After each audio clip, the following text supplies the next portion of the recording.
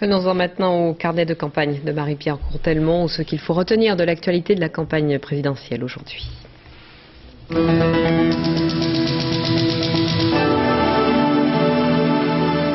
Une nouvelle venue devant les caméras et les photographes, Rachida Dati, toute fraîche porte-parole du candidat Nicolas Sarkozy. Cette magistrate travaille dans l'ombre avec lui depuis 4 ans, notamment sur la prévention de la délinquance. L'autre porte-parole est le ministre de la Santé, Xavier Bertrand, souvent qualifié de bon élève du gouvernement, mais ce matin, un petit lapsus malencontreux. Il a indiqué, notamment lorsqu'il a déclaré sa candidature, qu'au moment de l'élection, il ne serait plus candidat, et il a aussi indiqué qu'il ne serait plus candidat. Ça fait un beau lapsus pour commencer. Hein.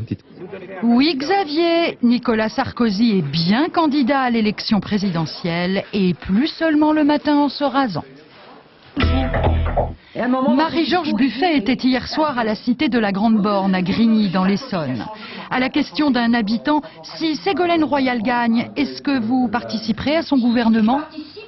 Si elle composait un gouvernement sur la base de son discours actuel, je ne pense pas qu'il faut être de ce gouvernement. Je ne pense pas. De nombreux jeunes semblent en tous les cas apprécier Ségolène Royal. 37% des 16-25 ans, selon un sondage CSA pour le magazine Phosphore. Loin devant Nicolas Sarkozy, qui rallie 26% des sondés.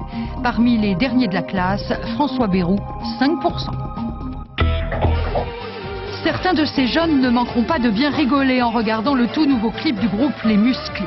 Ils s'attaquent aujourd'hui à Ségolène et Nicolas, féroces, avec un début au goût douteux et une suite, allez, on va dire un peu plus drôle.